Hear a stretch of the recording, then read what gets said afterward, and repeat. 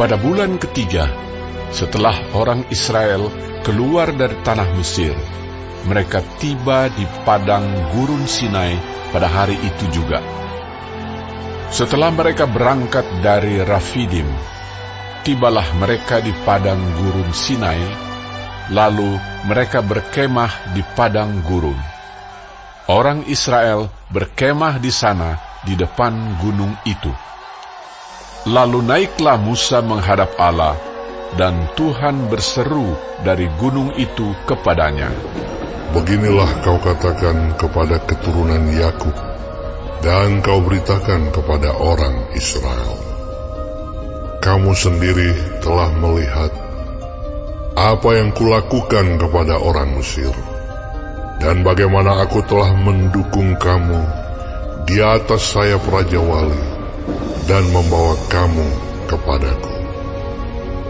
Jadi sekarang, jika kamu sungguh-sungguh mendengarkan firman-Ku dan berpegang pada perjanjian-Ku, maka kamu akan menjadi harta kesayangan-Ku sendiri dari antara segala bangsa, sebab Akulah yang empunya seluruh bumi.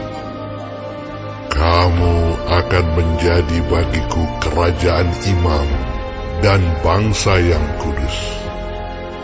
Inilah semuanya firman yang harus kau katakan kepada orang Israel. Lalu datanglah Musa dan memanggil para tua-tua bangsa itu, dan membawa ke depan mereka segala firman yang diperintahkan Tuhan kepadanya. Seluruh bangsa itu menjawab bersama-sama, "Segala yang difirmankan Tuhan akan kami lakukan." Lalu Musa pun menyampaikan jawab bangsa itu kepada Tuhan.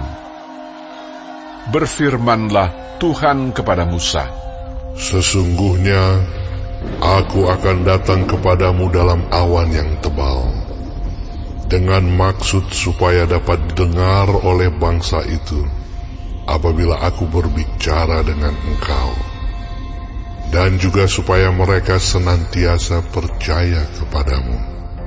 Lalu Musa memberitahukan perkataan bangsa itu kepada Tuhan. Berfirmanlah Tuhan kepada Musa, "Pergilah kepada bangsa itu, suruhlah mereka menguduskan diri pada hari ini dan besok, dan mereka harus mencuci pakaiannya. Menjelang hari ketiga, mereka harus bersiap, sebab pada hari ketiga, Tuhan akan turun di depan mata seluruh bangsa itu di Gunung Sinai. Sebab itu haruslah engkau memasang batas bagi bangsa itu berkeliling sambil berkata, 'Jagalah baik-baik. Jangan kamu mendaki gunung itu atau kena kepada kakinya. Sebab siapapun yang kena kepada gunung itu, pastilah ia dihukum mati. Tangan seorang pun tidak boleh merabanya. Sebab pastilah ia dilempari dengan batu atau dipanahi sampai mati. Baik binatang, baik manusia, ia tidak akan dibiarkan hidup. Hanya apabila sangkakala berbunyi panjang, barulah mereka boleh mendaki gunung itu." Lalu turunlah Musa dari gunung mendapatkan bangsa itu. Disuruhnyalah bangsa itu menguduskan diri, dan mereka pun mencuci pakaiannya. Maka kata Musa kepada bangsa itu, "Bersiaplah menjelang hari yang ketiga, dan janganlah kamu bersetubuh dengan perempuan." Dan terjadilah pada hari ketiga, pada waktu terbit fajar, ada guruh dan kilat dan awan padat di atas gunung, dan bunyi sangkakala yang sangat keras, sehingga gemetarlah seluruh bangsa yang ada di perkemahan. Lalu Musa membawa bangsa itu keluar dari perkemahan untuk menjumpai Allah dan berdirilah mereka pada kaki gunung. Gunung Sinai ditutupi seluruhnya dengan asap, karena Tuhan turun ke atasnya dalam api. Asapnya membubung seperti asap dari dapur, dan seluruh gunung itu gemetar sangat. Bunyi sangkakala kian lama, kian keras. Berbicaralah Musa, lalu Allah menjawabnya dalam guruh. Lalu turunlah Tuhan ke atas gunung Sinai, ke atas puncak gunung itu. Maka Tuhan memanggil Musa ke puncak gunung itu, dan naiklah Musa ke atas.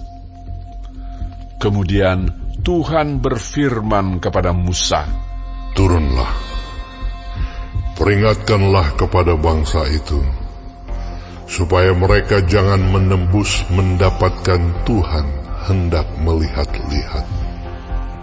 Sebab tentulah banyak dari mereka akan binasa. Juga para imam yang datang mendekat kepada Tuhan haruslah menguduskan dirinya, supaya Tuhan jangan melanda mereka." Lalu berkatalah Musa kepada Tuhan, Tidak akan mungkin bangsa itu mendaki gunung Sinai ini, sebab Engkau sendiri telah memperingatkan kepada kami. Demikian, pasanglah batas sekeliling gunung itu, dan nyatakanlah itu kudus. Lalu Tuhan berfirman kepadanya, "Pergilah, turunlah, kemudian naiklah pula, engkau beserta Harun. Tetapi para imam dan rakyat tidak boleh menembus untuk mendaki menghadap Tuhan, supaya mereka jangan dilandanya." Lalu turunlah Musa mendapatkan bangsa itu dan menyatakan hal itu kepada mereka. Lalu Allah mengucapkan segala firman ini, "Akulah Tuhan Allahmu, yang membawa engkau keluar dari tanah Mesir, dari tempat perbudakan. Jangan ada padamu Allah lain di hadapanku. Jangan membuat bagimu patung yang menyerupai apapun yang ada di langit di atas, atau yang ada di bumi di bawah, atau yang ada di dalam air di bawah bumi. Jangan sujud menyembah kepadanya atau beribadah kepadanya, sebab Aku, Tuhan Allahmu, adalah Allah yang cemburu, yang membalaskan kesalahan bapa kepada anak-anaknya, kepada keturunan yang ketiga dan keempat dari orang-orang yang membenci Aku. Tetapi Aku menunjukkan kasih setia kepada beribu-ribu orang, yaitu mereka yang mengasihi Aku dan yang berpegang pada perintah-perintahku. Jangan menyebut nama Tuhan Allahmu dengan sembarangan, sebab Tuhan akan memandang bersalah orang yang menyebut namanya dengan sembarangan. Ingatlah dan kuduskanlah hari Sabat. 6 hari lamanya engkau akan bekerja dan melakukan segala pekerjaanmu. Tetapi hari ke-7 adalah hari Sabat Tuhan Allahmu. Maka jangan melakukan sesuatu pekerjaan, engkau atau anakmu laki-laki, atau anakmu perempuan, atau hambamu laki-laki, atau hambamu perempuan, atau hewanmu, atau orang asing yang di tempat kediamanmu. Sebab 6 hari lamanya Tuhan menjadikan langit dan bumi, laut dan segala isinya, dan Ia berhenti pada hari ke-7. Itulah sebabnya Tuhan memberkati hari Sabat dan menguduskannya. hormatilah ayahmu dan ibumu, supaya lanjut umurmu di tanah yang diberikan Tuhan Allahmu kepadamu. Jangan membunuh, jangan berzina, jangan mencuri, jangan mengucapkan saksi dusta tentang sesamamu, jangan mengingini rumah sesamamu, jangan mengingini istrinya, atau hambanya laki-laki, atau hambanya perempuan, atau lembunya, atau keledainya, atau apapun yang dipunyai sesamamu. Seluruh bangsa itu menyaksikan guru mengguntung, kilat sabung menyambut, sangkakala berbunyi dan gunung berasap. Maka bangsa itu takut dan gemetar, dan mereka berdiri jauh-jauh. Mereka berkata kepada Musa, Engkaulah berbicara dengan kami, maka kami akan mendengarkan. Tetapi janganlah Allah berbicara dengan kami, nanti kami mati. Tetapi Musa berkata kepada bangsa itu, Janganlah takut, sebab Allah telah datang dengan maksud untuk mencoba kamu, dan dengan maksud supaya takut akan Dia ada padamu, agar kamu jangan berbuat dosa. Adapun bangsa itu berdiri jauh-jauh, tetapi Musa pergi mendekati embun yang kelam di mana Allah ada. Lalu berfirmanlah Tuhan kepada Musa, Beginilah kau katakan kepada orang Israel, kamu sendiri telah menyaksikan bahwa aku berbicara dengan kamu dari langit. Janganlah kamu membuat di sampingku Allah perak, juga Allah emas janganlah kamu buat bagimu.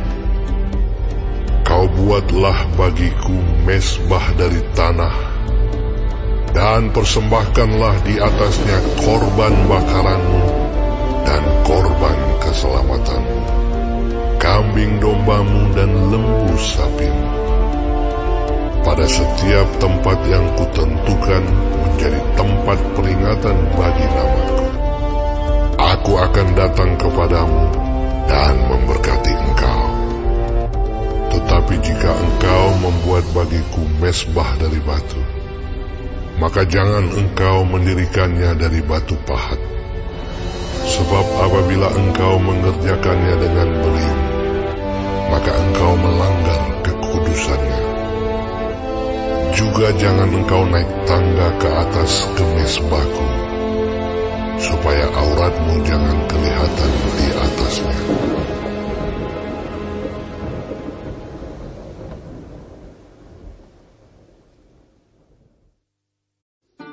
Inilah peraturan-peraturan yang harus kau bawa ke depan mereka. Apabila engkau membeli seorang budak Ibrani, maka haruslah ia bekerja padamu 6 tahun lamanya.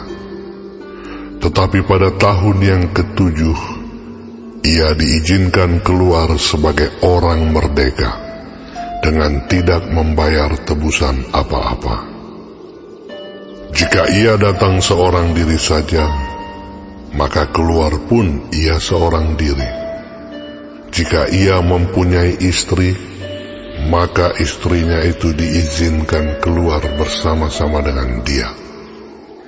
Jika tuannya memberikan kepadanya seorang istri, dan perempuan itu melahirkan anak-anak lelaki atau perempuan, maka perempuan itu dengan anak-anaknya tetap menjadi kepunyaan tuannya, dan budak laki-laki itu harus keluar seorang diri.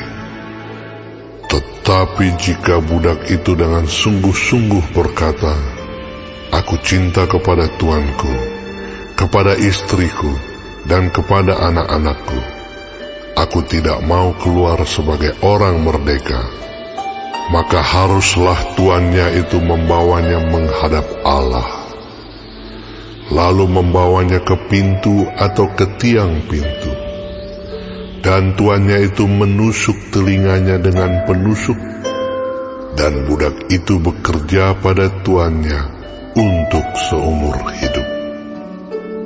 Apabila ada seorang menjual anaknya yang perempuan sebagai budak, maka perempuan itu tidak boleh keluar seperti cara budak-budak lelaki keluar. Jika perempuan itu tidak disukai tuannya, yang telah menyediakannya bagi dirinya sendiri, maka haruslah tuannya itu mengizinkan ia ditebus. Tuannya itu tidak berhak untuk menjualnya kepada bangsa asing, karena ia memungkiri janjinya kepada perempuan itu. Jika tuannya itu menyediakannya bagi anaknya laki-laki, maka haruslah tuannya itu memperlakukannya seperti anak-anak perempuan berhak diperlakukan. Jika tuannya itu mengambil perempuan lain, ia tidak boleh mengurangi makanan perempuan itu, pakaiannya, dan persetubuhan dengan dia. Jika tuannya itu tidak melakukan ketiga hal itu kepadanya, maka perempuan itu harus diizinkan keluar dengan tidak membayar uang tebusan apa-apa. Siapa yang memukul seseorang sehingga mati, pastilah ia dihukum mati. Tetapi jika pembunuhan itu tidak disengaja, melainkan tangannya ditentukan Allah melakukan itu, maka aku akan menunjukkan bagimu suatu tempat kemana ia dapat lari. Tetapi apabila seseorang berlaku angkara terhadap sesamanya, hingga ia membunuhnya dengan tipu daya, maka engkau harus mengambil orang itu dari mezbahku, supaya ia mati dibunuh. Siapa yang memukul ayahnya atau ibunya, pastilah ia dihukum mati. Siapa yang menculik seorang manusia, baik ia telah menjualnya, baik orang itu masih terdapat padanya, ia pasti dihukum mati. Siapa yang mengutuki ayahnya atau ibunya, ia pasti dihukum mati. Apabila ada orang bertengkar, dan yang seorang memukul yang lain dengan batu atau dengan tinjunya, sehingga yang lain itu memang tidak mati, tetapi terpaksa berbaring di tempat tidur, maka orang yang memukul itu bebas dari hukuman, jika yang lain itu dapat bangkit lagi, dan dapat berjalan di luar dengan memakai tongkat. Hanya ia harus membayar kerugian orang yang lain itu, karena terpaksa menganggur, dan menanggung pengobatannya sampai sembuh. Apabila seseorang memukul budaknya laki-laki atau perempuan dengan tongkat, sehingga mati karena pukulan itu, pastilah budak itu dibalaskan. Hanya jika budak itu masih hidup sehari dua, maka janganlah dituntut belanya, sebab budak itu adalah miliknya sendiri. Apabila ada orang berkelahi, dan seorang dari mereka tertumbuk kepada seorang perempuan yang sedang mengandung, sehingga keguguran kandungan, tetapi tidak mendapat kecelakaan yang membawa maut, maka pastilah ia didenda sebanyak yang dikenakan oleh suami perempuan itu kepadanya, dan ia harus membayarnya menurut putusan hakim.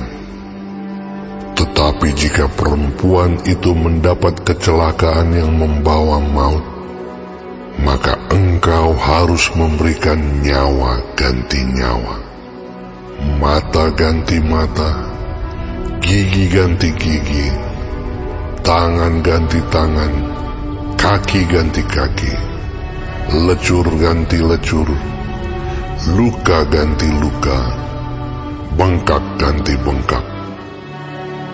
Apabila seseorang memukul mata budaknya laki-laki atau mata budaknya perempuan dan merusakkannya, maka ia harus melepaskan budak itu sebagai orang merdeka, pengganti kerusakan matanya itu.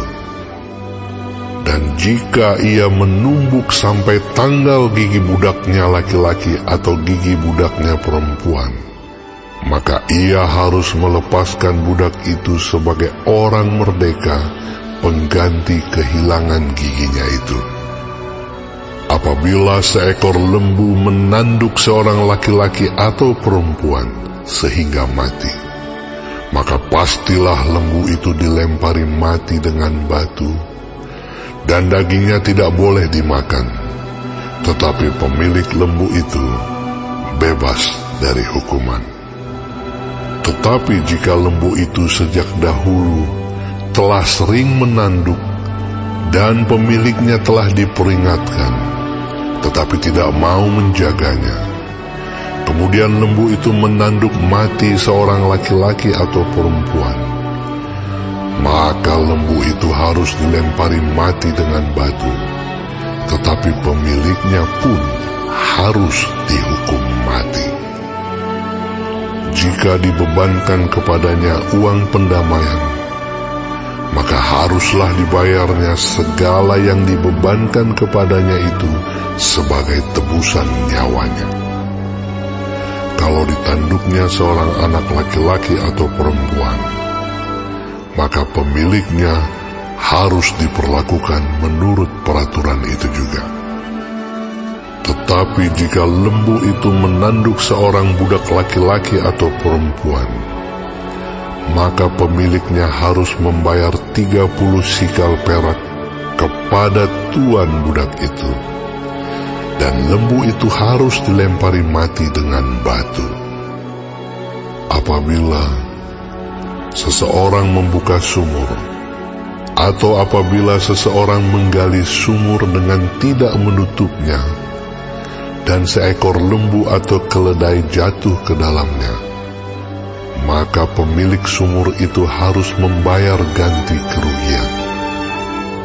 Ia harus mengganti harga binatang itu dengan uang kepada pemiliknya, tetapi binatang yang mati itu menjadi kepunyaannya. Apabila lembu seseorang menanduk lembu orang lain sehingga mati, maka lembu yang hidup itu harus dijual, uangnya dibagi, dan binatang yang mati itu pun harus dibagi juga. Tetapi jikalau lembu itu terkenal telah sering menanduk sejak dahulu, dan walaupun demikian pemiliknya tidak mau menjaganya, maka ia harus membayar ganti kerugian sepenuhnya, lembu ganti lembu, tetapi binatang yang mati itu menjadi kepunyaannya.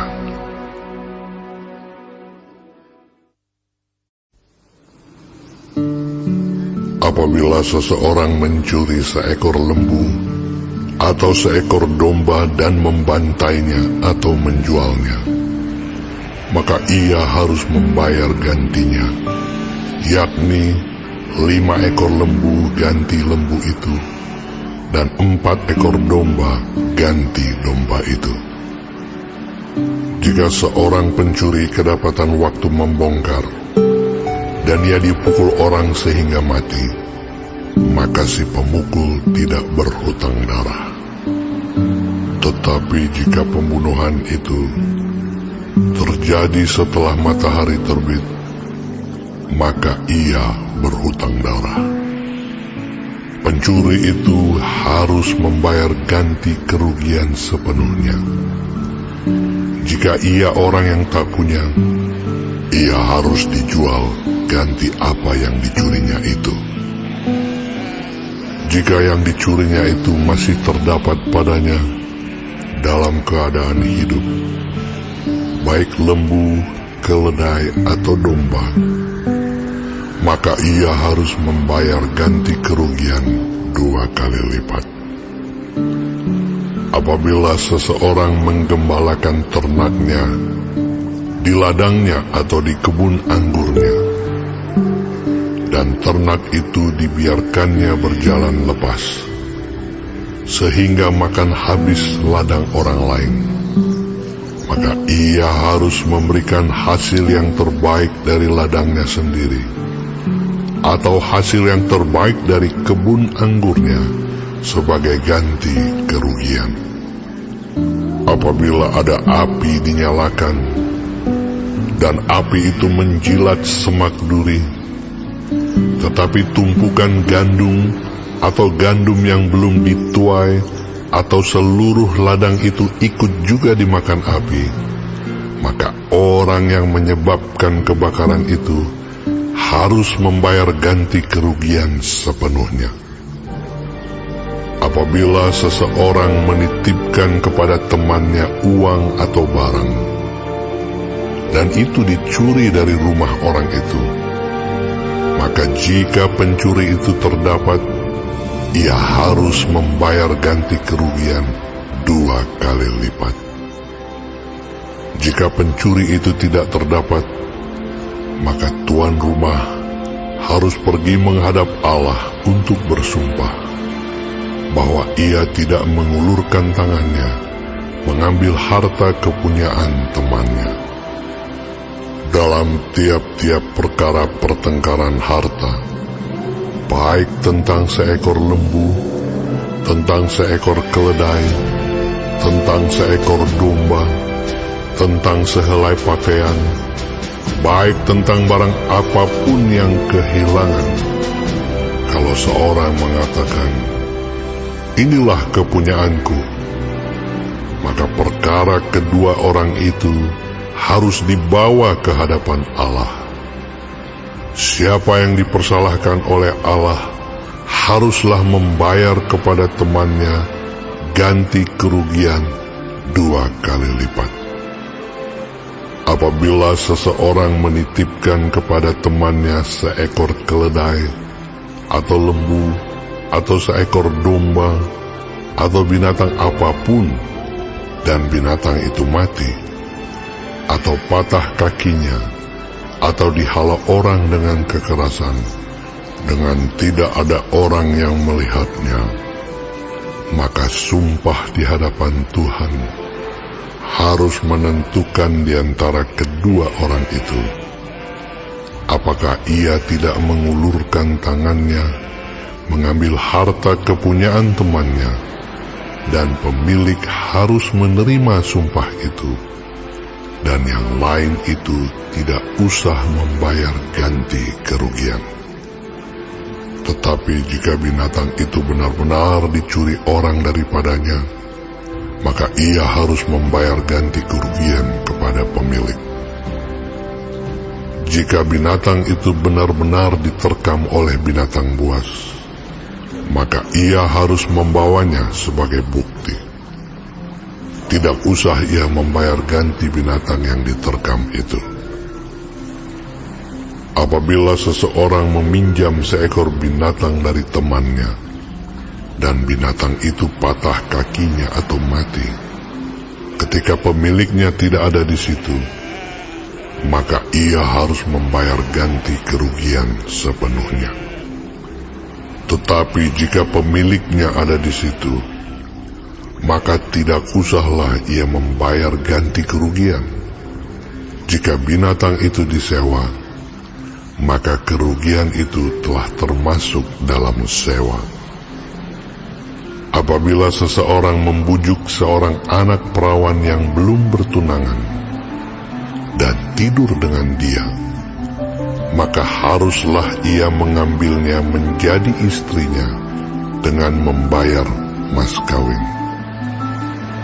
Jika ayah perempuan itu sungguh-sungguh menolak memberikannya kepadanya, maka ia harus juga membayar perak itu sepenuhnya, sebanyak mas kawin anak perawan. Seorang ahli sihir perempuan janganlah engkau biarkan hidup. Siapapun yang tidur dengan seekor binatang, pastilah ia dihukum mati. Siapa yang mempersembahkan korban kepada Allah, kecuali kepada Tuhan sendiri, haruslah ia ditumpas. Janganlah kau tindas atau kau tekan seorang orang asing, sebab kamu pun dahulu adalah orang asing di tanah Mesir. Seseorang janda atau anak yatim, janganlah kamu tindas. Jika engkau memang menindas mereka ini, tentulah aku akan mendengarkan seruan mereka. Jika mereka berseru-seru kepadaku dengan nyaring,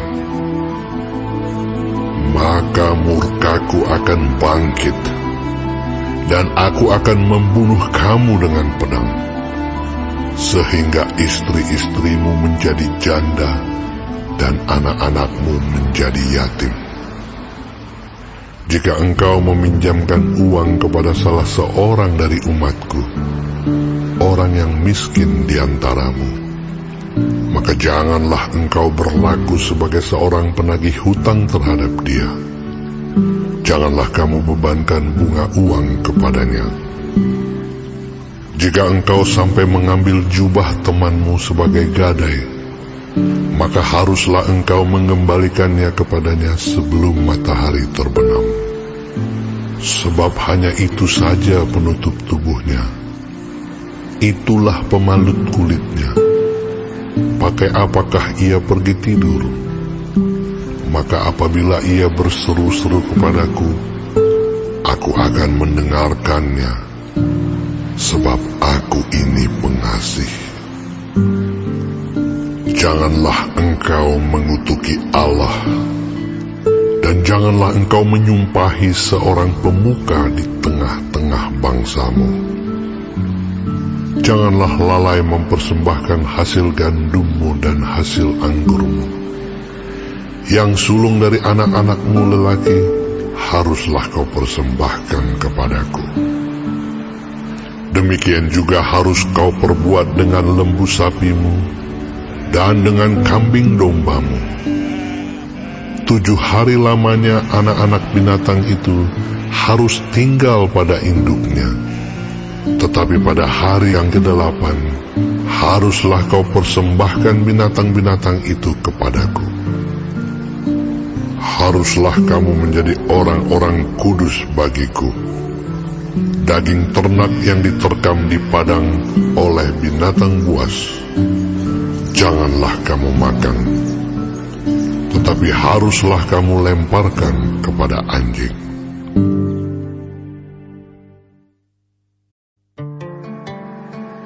Janganlah engkau menyebarkan kabar bohong. Janganlah engkau membantu orang yang bersalah dengan menjadi saksi yang tidak benar. Janganlah engkau turut-turut kebanyakan orang melakukan kejahatan, dan dalam memberikan kesaksian mengenai sesuatu perkara, janganlah engkau turut-turut kebanyakan orang membelokkan hukum. Juga janganlah memihak kepada orang miskin dalam perkaranya. Apabila engkau melihat lembu musuhmu atau keledainya yang sesat, maka segeralah kau kembalikan binatang itu. Apabila engkau melihat rebah keledai musuhmu karena berat bebannya, maka janganlah engkau enggan menolongnya. Haruslah engkau rela menolong dia dengan membongkar muatan keledainya. Janganlah engkau memperkosa hak orang miskin di antaramu dalam perkaranya. Haruslah kau jauhkan dirimu dari perkara dusta. Orang yang tidak bersalah dan orang yang benar tidak boleh kau bunuh, sebab aku tidak akan membenarkan orang yang bersalah. Suap janganlah kau terima, sebab suap membuat buta mata orang-orang yang melihat dan memutarbalikkan perkara orang-orang yang benar. orang asing janganlah kamu tekan, karena kamu sendiri telah mengenal keadaan jiwa orang asing. Sebab kamu pun dahulu adalah orang asing di tanah Mesir. 6 tahunlah lamanya engkau menabur di tanahmu dan mengumpulkan hasilnya. Tetapi pada tahun ke-7 haruslah engkau membiarkannya dan meninggalkannya begitu saja, supaya orang miskin di antara bangsamu dapat makan. Dan apa yang ditinggalkan mereka haruslah dibiarkan dimakan binatang hutan. Demikian juga kau lakukan dengan kebun anggurmu dan kebun zaitunmu. 6 harilah lamanya engkau melakukan pekerjaanmu. Tetapi pada hari ke-7 haruslah engkau berhenti, supaya lembu dan keledaimu tidak bekerja, dan supaya anak budakmu perempuan dan orang asing melepaskan lelah. Dalam segala hal yang kufirmankan kepadamu, haruslah kamu berawas-awas. Nama Allah lain janganlah kamu panggil, janganlah nama itu kedengaran dari mulutmu. 3 kali setahun haruslah engkau mengadakan perayaan bagiku. Hari raya roti tidak beragi haruslah kau pelihara. 7 hari lamanya engkau harus makan roti yang tidak beragi, seperti yang telah kuperintahkan kepadamu pada waktu yang ditetapkan dalam bulan Abib. Sebab dalam bulan itulah engkau keluar dari Mesir. Tetapi janganlah orang menghadap ke hadiratku dengan tangan hampa. Kau peliharalah juga hari raya menuai, yakni menuai buah bungaran dari hasil usahamu menabur di ladang. Demikian juga hari raya pengumpulan hasil pada akhir tahun, apabila engkau mengumpulkan hasil usahamu dari ladang. 3 kali setahun semua orangmu yang laki-laki harus menghadap ke hadirat Tuhanmu, Tuhan. Janganlah kau persembahkan darah korban sembelihan yang kepadaku beserta sesuatu yang beragi, dan janganlah lemak korban hari rayaku bermalam sampai pagi. Yang terbaik dari buah bungaran hasil tanahmu haruslah kau bawa ke dalam rumah Tuhan Allahmu. Janganlah kau masak anak kambing dalam susu induknya. Sesungguhnya aku mengutus seorang malaikat berjalan di depanmu untuk melindungi engkau di jalan dan untuk membawa engkau ke tempat yang telah kusediakan. Jagalah dirimu di hadapannya dan dengarkanlah perkataannya. Janganlah engkau mendurhaka kepadanya, sebab pelanggaranmu tidak akan diampuninya, sebab namaku ada di dalam dia. Tetapi jika engkau sungguh-sungguh mendengarkan perkataannya dan melakukan segala yang kufirmankan, maka aku akan memusuhi musuhmu dan melawan lawanmu. Sebab malaikatku akan berjalan di depanmu dan membawa engkau kepada orang Amori, orang Het, orang Feris, orang Kanaan, orang Hewi dan orang Yebus, dan aku akan melenyapkan mereka. Janganlah engkau sujud menyembah kepada Allah mereka, atau beribadah kepadanya. Dan janganlah engkau meniru perbuatan mereka, tetapi haruslah engkau memusnahkan sama sekali patung-patung berhala buatan mereka, dan tugu-tugu berhala mereka haruslah kau remukkan sama sekali. Tetapi kamu harus beribadah kepada Tuhan Allahmu. Maka Ia akan memberkati roti makananmu dan air minumanmu. Dan Aku akan menjauhkan penyakit dari tengah-tengahmu. Tidak akan ada di negerimu perempuan yang keguguran atau mandul. Aku akan menggenapkan tahun umurmu. Kengerian terhadap Aku akan kukirimkan mendahului engkau. Aku akan mengacaukan semua orang yang kau datangi, dan Aku akan membuat semua musuhmu lari membelakangi engkau. Lagi Aku akan melepaskan tabuhan mendahului engkau, sehingga binatang-binatang itu menghalau orang Hewi, orang Kanaan, dan orang Het itu dari depanmu. Aku tidak akan menghalau mereka dari depanmu dalam 1 tahun, supaya negeri itu jangan menjadi sepi, dan segala binatang hutan jangan bertambah banyak melebihi engkau. Sedikit demi sedikit, Aku akan menghalau mereka dari depanmu, sampai engkau beranak cucu sedemikian, hingga engkau dapat memiliki negeri itu. Aku akan menentukan batas daerahmu dari Laut Teberau sampai Laut Filistin, dan dari padang gurun sampai sungai Efrat.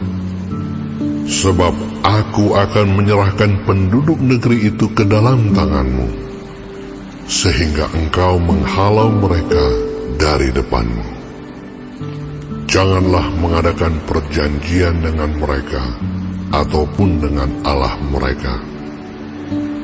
Mereka tidak akan tetap diam di negerimu, supaya mereka jangan membuat engkau berdosa kepadaku dengan beribadah kepada Allah mereka, sebab tentulah hal itu menjadi jerat bagimu.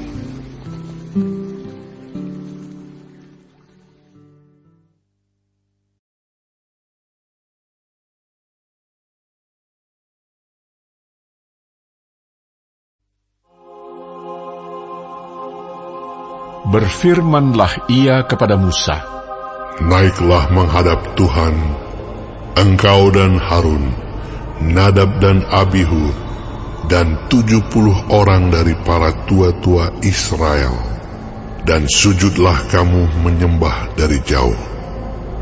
Hanya Musa sendirilah yang mendekat kepada Tuhan, tetapi mereka itu tidak boleh mendekat, dan bangsa itu tidak boleh naik bersama-sama dengan dia. Lalu datanglah Musa dan memberitahukan kepada bangsa itu segala firman Tuhan dan segala peraturan itu. Maka seluruh bangsa itu menjawab serentak, Segala firman yang telah diucapkan Tuhan itu akan kami lakukan. Lalu Musa menuliskan segala firman Tuhan itu.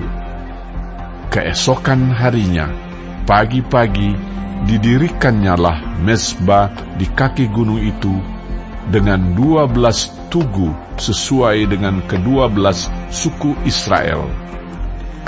Kemudian disuruhnyalah orang-orang muda dari bangsa Israel, maka mereka mempersembahkan korban bakaran dan menyembelih lembu-lembu jantan sebagai korban keselamatan kepada Tuhan. Sesudah itu, Musa mengambil sebagian dari darah itu, lalu ditaruhnya ke dalam pasu.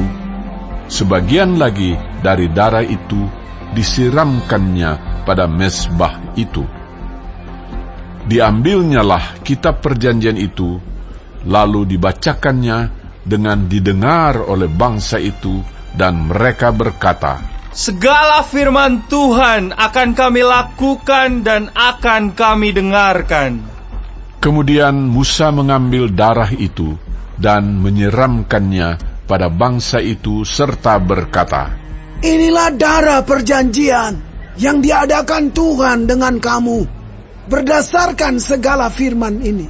Dan naiklah Musa dengan Harun, Nadab dan Abihu, dan 70 orang dari para tua-tua Israel.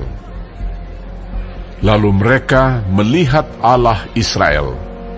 Kakinya berjejak pada sesuatu yang buatannya seperti lantai dari batu nilam, dan yang terangnya seperti langit yang cerah. Tetapi kepada pemuka-pemuka orang Israel itu tidaklah diulurkannya tangannya. Mereka memandang Allah, lalu makan dan minum. Tuhan berfirman kepada Musa, Naiklah menghadap aku ke atas gunung, dan tinggallah di sana. Maka aku akan memberikan kepadamu loh batu, yakni hukum dan perintah yang telah kutuliskan untuk diajarkan kepada mereka. Lalu bangunlah Musa dengan Yosua, abdinya. Maka naiklah Musa ke atas gunung Allah itu. Tetapi kepada para tua-tua itu ia berkata, Tinggallah di sini menunggu kami, sampai kami kembali lagi kepadamu. Bukankah Harun dan Hur ada bersama-sama dengan kamu? Siapa yang ada perkaranya, datanglah kepada mereka. Maka Musa mendaki gunung dan awan itu menutupinya. Kemuliaan Tuhan diam di atas gunung Sinai, dan awan itu menutupinya 6 hari lamanya. Pada hari ke-7 dipanggilnyalah Musa dari tengah-tengah awan itu. Tampaknya kemuliaan Tuhan sebagai api yang menghanguskan di puncak gunung itu pada pemandangan orang Israel. Masuklah Musa ke tengah-tengah awan itu dengan mendaki gunung itu. Lalu tinggallah ia di atas gunung itu 40 hari dan 40 malam lamanya.